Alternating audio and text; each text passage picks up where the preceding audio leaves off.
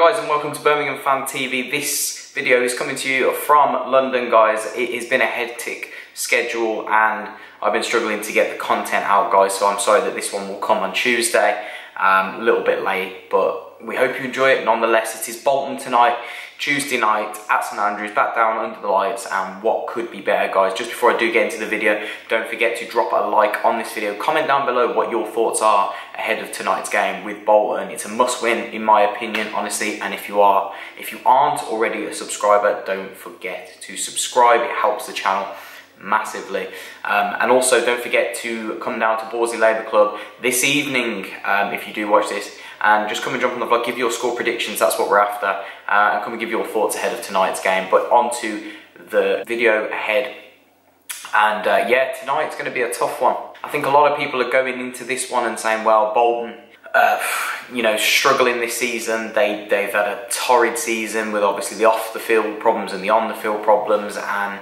I think what Blues fans need to be careful of is not to get ahead of themselves. I think it's imperative that we remain focused and we just play the way we've been playing all season. We almost not go into it as underdogs, but don't expect us to batter teams. I think if we go into it with that mentality, we could be caught out, because Bolton are not a bad team and they are certainly no mugs and they're fighting for their lives. You've got to remember, when we went into games like this, you know, they've got nothing to lose.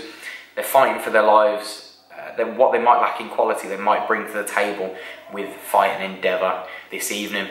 Ahead of this game, the last 6 or 7 games has only been 1 goal in each of the games, so you know, it just shows it's never been a high scoring affair.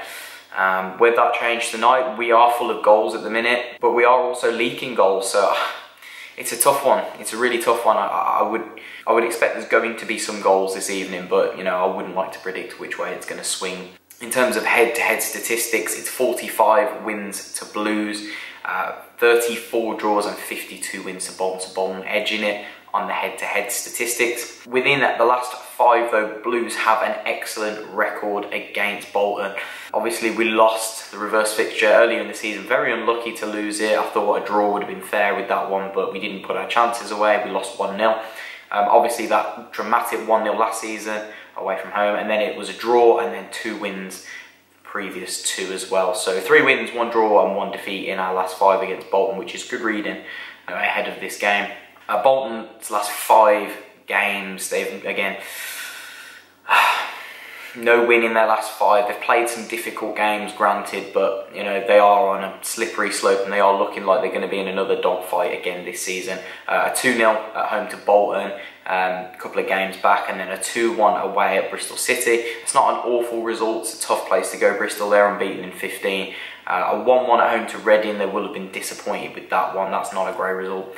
2-0 away to Sheffield United, and then a 2-1 home defeat to Preston on Saturday, which is probably their worst result of the lot. So it doesn't make for good reading ahead for Bolton, but looking at their team that they could go with tonight, I'm going to look at what they went with against Preston and try and base it off that.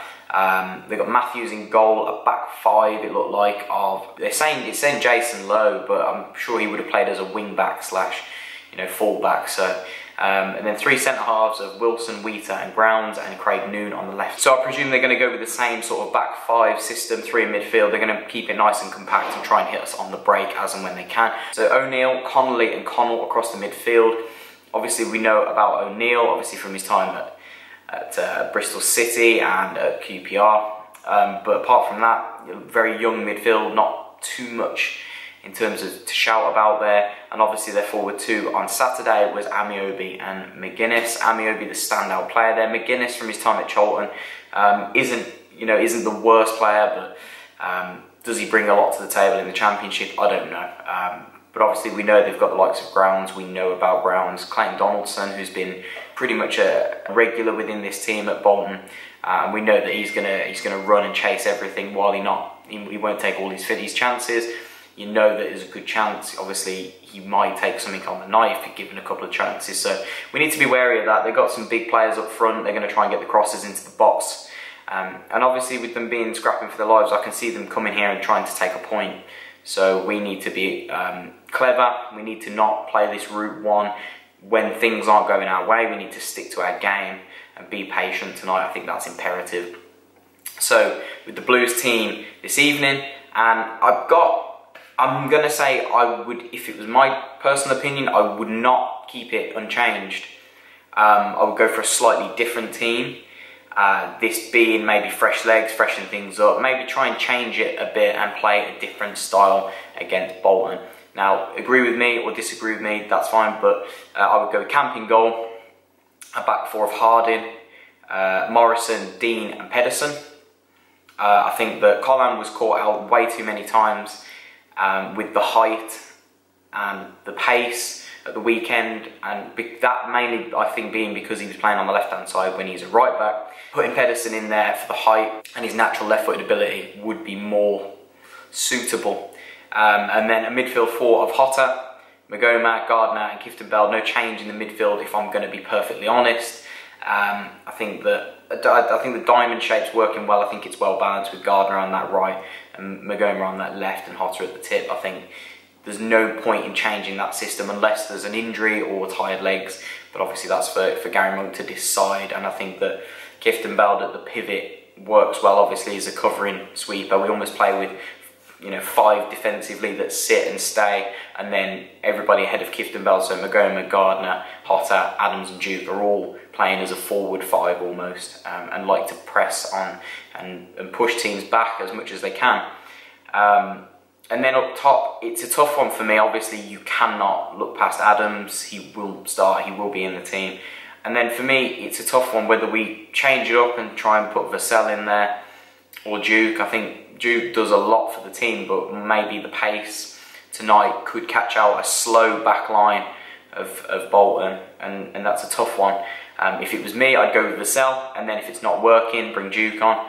But obviously, you really don't want to change a winning formula, so that's something to think about. I would go with Vassell and Adams.